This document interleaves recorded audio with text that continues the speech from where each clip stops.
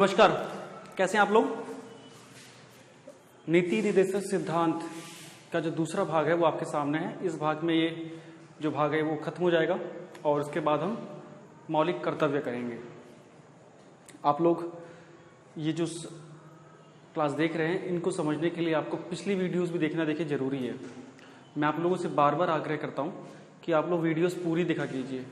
एक वीडियो आप लोग पूरी देखते हैं, दूसरी को देखते नहीं है, ऐसे फिर नहीं चलेगा। फिर ना आपको लगेगा कि मज़ा नहीं आ रहा पढ़ने में। कंटिन्यूटी बहुत ज़रूरी है और जो बताया जा रहा है उसे टाइम टू टाइम पे फिनिश करना बहुत ज़रूरी है। खैर, नीति निर्देशक सिद्धांत, directive principles of state policy है ना, राज्य के नीति निर्देशक सिद्धांत। कल हमने डिस्कस किए थे इसके इंट्रोडक्शन में कि एक्चुअली होते क्या हैं। ये एक वेलफेयर स्टेट की कामना के लिए है ना, संविधान के द्वारा दिए गए कुछ सुझाव जो राज्य सरकारों के लिए बाध्यकारी नहीं होते हैं, है ना, और लेकिन राज्य सरकार उसे माने तो एक कल्याणकारी राज्य की स्थापना हो सकती है। और भारत का जो शासन है इसे निरंतर रूप से मानता है, चाहे वो किसी कानून की स्थापना में वो झलक आए या उनकी स्कीम की के निर्माण में ये झलक मिलती है। खैर, कल मैंने आर्टिकल 40 तक, जैसे कि 36 से लेकर 51 तक डीपीएसपी में आते हैं आर्टिकल रिलेटेड, तो उसमें हमने 40 तक डिस्कस कर लिए थे। अब कुछ और इम्पॉर्टेंट हैं चीज़ें, वो डिस्कस कर लेते हैं। तो इसमें आर्टिकल 41 की ओर अगर हम आएंगे, आर्टिकल 41 कहता है सभी नागरिक अपनी योग्यता के अनुसार रोजगार व शिक्षा प्राप्त कर सके। इसमें लैंग्वेज आपको हमेशा रहेगी कि राज्य सुनिश्चित करे, बात खत्म। राज्य सुनिश्चित करे कि सभी नागरिक अपनी क्वालिफिकेशन के आधार पर अपना रोजगार प्राप्त कर सके। अब क्वालिफिकेशन नहीं है तो रोजगार कैसे मिलेगा। अब आपको बनना है एसडीएम और आप हैं 12वीं पास तो नहीं बन पाएंगे, लेकिन अगर आप 12वीं पास है तो उस लायक जो भी रोजगार है उसमें आपको अवसर मिलना चाहिए। समझ गए? डन हो गया। अब अगला सिंपल है, ज्यादा कुछ नहीं है, सिंपल। आगे चलिए। स्त्रियों को प्रसूति सहायता के उपबंध राज्य के द्वारा किए जाएं। आप जानते हैं कि ये क्वेश्चन तो कई बार ये आर्टिकल पेपर में भी आया हुआ है, ठीक है, कि मैटरनिटी के लिए जो बेनिफिट्स होते हैं, मैटरनिटी के टाइम पे जो उनको हेल्प होती है। अभी देखिए कई सारी योजनाएं चल रही हैं, जननी शिशु योजना, जो इस प्रकार की कई सारी योजनाएं हैं जिसमें गर्भवती महिला को मुफ्त भोजन से लेके या कम दर पे भोजन से लेके अब तो 6,000 रुपये महिला को दिए जा रहे हैं, गर्भवती महिला को अपने ट्रीटमेंट के लिए या अपने खान पान को इम्प्रूव करने के लिए। तो ये कहीं ना कहीं इस नीति निर्देशक तत्व की देन है, कहीं ना कहीं सरकार का इस अनुच्छेद के प्रति वो सम्मान है।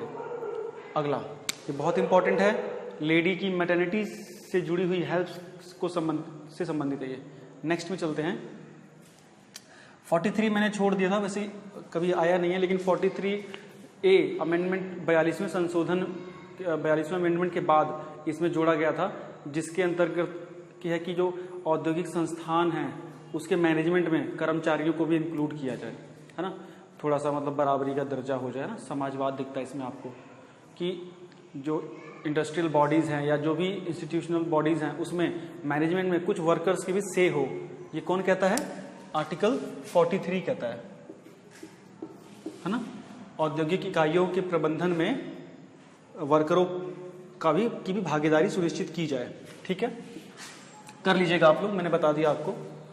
आर्टिकल अब 44 पे आते हैं, बहुत ही इंपॉर्टेंट है, बहुत हाई तौबा मस्ती है इसमें। तो एक समान सिविल संहिता होनी चाहिए।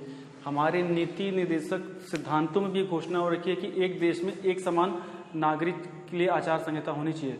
मतलब सब एक ही कानून के दायरे में हो, है ना, अलग अलग कानून ना हो। लेकिन वर्तमान भारत में कुछ परिस्थितियों में ये अभी कई तरीके से लागू हुई नहीं है ना। अगर देखा जाए तो कई धार्मिक कानून भी भारत में चलते हैं। जम्मू कश्मीर ऐसा राज्य कि जहाँ पे तो विवाद ही है पूरा, वहाँ यूनिफॉर्म सिविल कोड है ही नहीं बिल्कुल भी। उसके बाद आपका जो आर्टिकल 370 का लफड़ा है इसी के साथ जुड़ा हुआ है वो। और उसके बाद जैसे शरीयत कानून हो गए या और भी कई धार्मिक रिलेटेड जो प्रिविलेजेस हो गई, वो इसको कहीं ना कहीं बाधा के रूप में आती हैं। तो भारत सरकार की कोशिश तो रहती है कि ज़्यादा से ज़्यादा एक समान सिविल संहिता हो, लेकिन अभी कहा जाए कि संपूर्ण यूनिफॉर्म सिविल कोड लागू है इंडिया में, तो ऐसा नहीं है। समझ गया? ये बहुत इंपॉर्टेंट है सर, इसे जरूर करिएगा आप लोग। अनुच्छेद 45, ये देखिए अनुच्छेद 45 अगर आप ध्यान से देखेंगे क्या कहता है, 14 वर्ष तक के बच्चे को निःशुल्क शिक्षा मुहैया कराने के लिए के प्रबंध करने होंगे सरकार को, सॉरी राज्य को। इसका मतलब क्या है, कितना ज्यादा महत्व है इस अनुच्छेद का। इसी अनुच्छेद के तहत 42वां संशोधन हो गया इसी को मजबूत करने के लिए, सॉरी 42वां नहीं 86वां 86th अमेंडमेंट करना पड़ा है ना सरकार को, जिसमें शिक्षा का अधिकार निकल के आया है ना, शिक्षा का अधिकार मूल अधिकार बना दिया गया ना। 45वें की कहीं ना कहीं देन है ये 45वें अनुच्छेद की कहीं ना कहीं देन है, जिसके अंतर्गत आपको शिक्षा का अधिकार सुनिश्चित किया गया, जिसमें 6 से 14 वर्ष के बच्चे को निःशुल्क शिक्षा का प्रावधान दिया गया। और इसी के अंतर्गत मौलिक कर्तव्यों में भी 11वां कर्तव्य जोड़ा गया, जिसके अंतर्गत 6 से 14 वर्ष के बच्चे को स्कूल भेजना माता पिता का भी कर्तव्य हो गया। तो महत्व देखिए इस अनुच्छेद का, समझ गए आप। देखिए आप कानून अगर हमारे भारत के देखेंगे या गवर्नमेंट की रूलिंग देखेंगे, सॉरी कोर्ट की रूलिंग देखेंगे, तो वो नीति निर्देशक सिद्धांत कहीं ज्यादा महत्वपूर्ण उभर के आते हैं और इनकी तुलना कई केसेस में मूल अधिकारों के बराबर की गई है ना।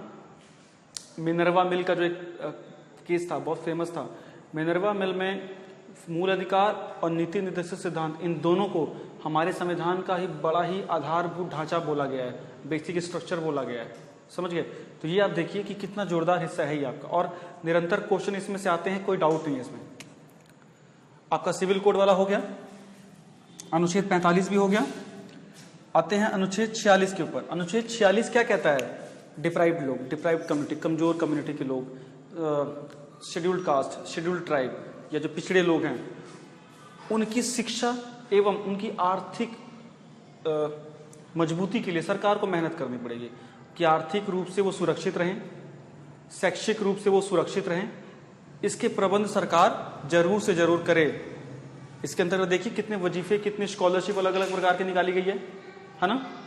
अलग अलग प्रकार की स्कॉलरशिप चलाई जाती है, कई स्कीम्स चलाई जाती है जिसमें उनके एजुकेशन का ख्याल रखा जाता है, उनकी आर्थिक सुरक्षा का ख्याल रखा जाता है।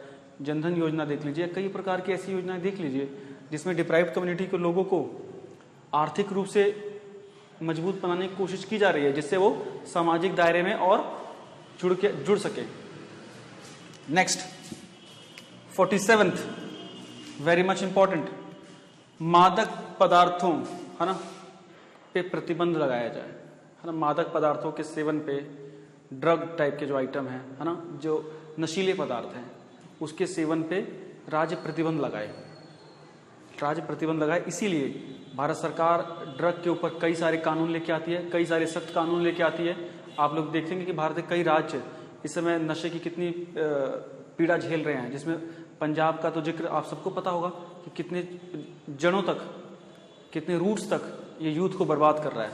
तो नारकोटिक्स एक्ट कहीं ना कहीं इसकी देन है ना, और स्टर्न एक्शंस जो हो रहे हैं वो कहीं ना कहीं इसकी देन है। आगे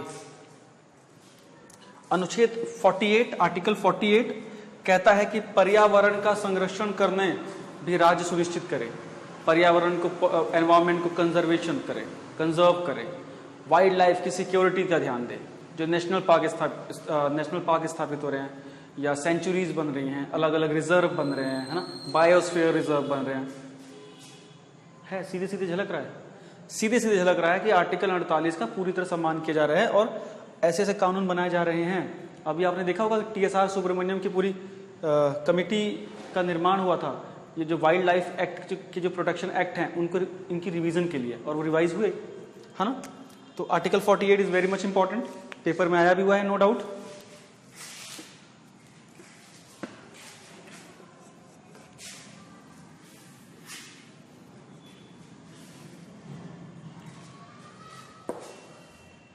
नेक्स्ट है हमारा है 49th, मैंने खैर नहीं लिखा है। 49th में है कि जो भी हमारी भारत की ऐतिहासिक इमारतें हैं, आर्टिकल 49 क्या कहता है कि जो भी हमारे ऐतिहासिक स्मारक हैं उन्हें राष्ट्रीय महत्व का घोषित किया जाए है ना, नेशनल इंटरेस्ट का डिक्लेयर किया जाए। जो ताजमहल है, लाल किला है, जो भी हमारे ऐतिहासिक स्मारक हैं उनको राष्ट्रीय महत्व महत्व की धरोहर घोषित की जाए, इसको राज्य सुनिश्चित करे, आर्टिकल 4949। ओके, नेक्स्ट है, ये दोनों हो गए। 50 अनुच्छेद 50 क्या कहता है कि भैया न्यायपालिका और कार्यपालिका में अंतर स्थापित करे, राज्य सुनिश्चित करे। न्यायपालिका और कार्यपालिका में अंतर को सुनिश्चित करे। इस अनुच्छेद को ध्यान में रख के कई कानून बनाए गए हैं। पहले आप अगर देखेंगे तो पहले न्यायपालिका और कार्यपालिका काफी हद तक जुड़ी हुई थी, मतलब कई सारे जुडिशियल मुद्दों पे कार्यपालिका के जो मजिस्ट्रेट, जो कलेक्टर होता था, उसे भी कुछ अधिकार थे, लेकिन अब ये अलग कर दिया गया है ना। तो अनुच्छेद 50 न्यायपालिका और कार्यपालिका में विभेद होना चाहिए, अंतर होना चाहिए, डिफरेंस होना चाहिए। Last but not the least, Bharat के नीति निर्देशक सिद्धांत कितने ब्रॉड हैं, ये आप देखिए कि भारत के डायरेक्टिव प्रिंसिपल्स में ये भी दिया हुआ कि इंटरनेशनल पीस और हार्मनी भी हमारा एक कर्तव्य होना चाहिए, ये भी एक राज्य का कर्तव्य होना चाहिए, और इंटरनेशनल पीस में भी उसका योगदान होना चाहिए, ये हमारा डायरेक्टिव प्रिंसिपल कहता है।